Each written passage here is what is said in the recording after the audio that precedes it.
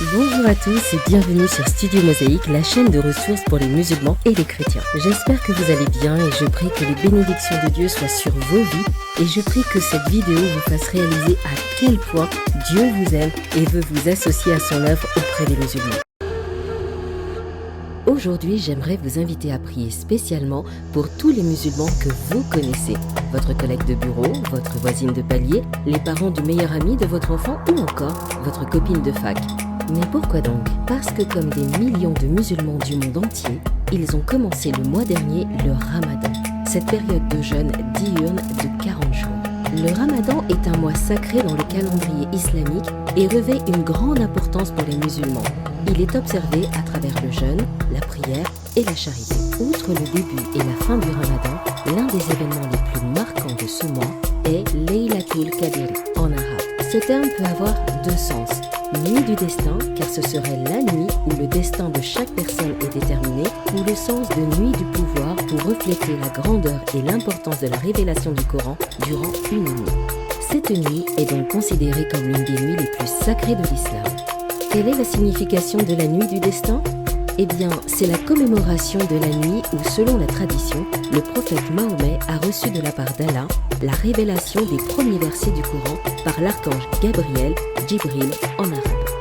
Alors sa date n'est pas fixe, mais elle se trouve toujours dans les 10 derniers jours du Ramadan et cette année, elle tombe le 5 avril.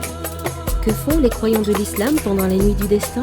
Eh bien, les croyants sont invités à une importante introspection et dévotion à travers 5 observances. Rechercher le pardon et se repentir de tout acte répréhensible, effectuer des prières supplémentaires en plus des 5 quotidiennes obligatoires, réciter le Coran éventuellement toute la nuit, faire la charité en argent ou en temps auprès des nécessiteux et faire des douas, soit des supplications pour ses propres besoins.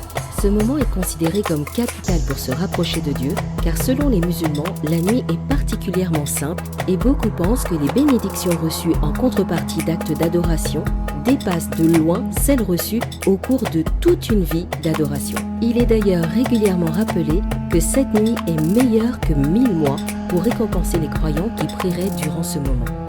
Vous l'avez compris, cette nuit du destin a donc une valeur inestimable pour les musulmans qui croient que c'est la nuit où les portes du ciel s'ouvrent, où les bénédictions et la miséricorde d'Allah sont abondantes. Et c'est également à cette occasion que les anges descendent sur terre, ce qui en fait une nuit de paix jusqu'à l'aube. Les musulmans donc croient que cette nuit-là, Allah répond à leurs prières et exauce leurs souhaits sans restriction. En résumé, la nuit du destin, c'est le moment où, pour nos amis musulmans, ils recherchent à renforcer leur lien avec Dieu et recherchent sa direction, sa protection et sa révélation. Ils croient que le ciel s'ouvre et que leurs prières personnelles peuvent être exaucées. Bref, ils ont une grande soif et une ouverture spirituelle. Voilà pourquoi je vous invite à prier avec moi, tout spécialement pour notre entourage musulman. Seigneur Jésus, particulièrement cette nuit, des millions de musulmans cherchent avec sincérité et par des actes de dévotion à se rapprocher de toi. Seigneur, utilise cette occasion pour te révéler à eux.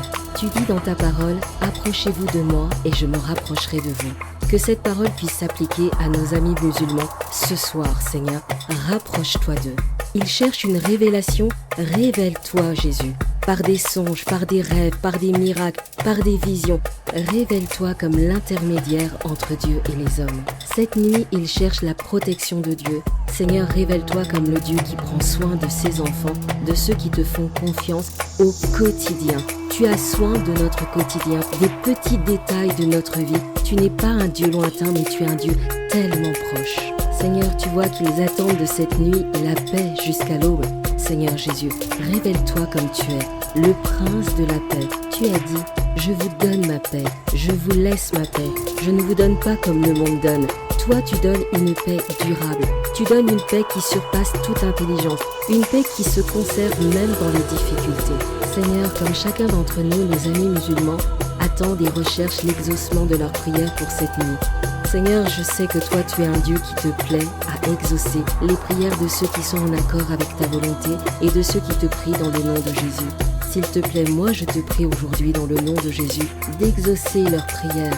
Mais Seigneur, qu'ils sachent que c'est toi, Jésus, qui a exaucé leurs prières, que c'est toi, Jésus, qui leur accorde la paix. C'est toi, Jésus, qui leur donne les bénédictions. C'est toi, Jésus, qui leur donne la protection. C'est toi, Jésus, qui leur permet de se rapprocher de Dieu le Père. C'est toi, Jésus, qui leur donne la révélation par des songes, par des rêves, également par des visions. Merci Seigneur pour les choses que tu vas particulièrement faire en cette nuit du destin, cette nuit où des vies vont être changées par la puissance de Christ. Au nom de Jésus, je te prie. Amen. Si vous êtes d'accord avec cette prière, écrivez Amen en commentaire ou écrivez votre propre prière. À bientôt pour une nouvelle prière pour le monde musulman. Que Dieu vous bénisse.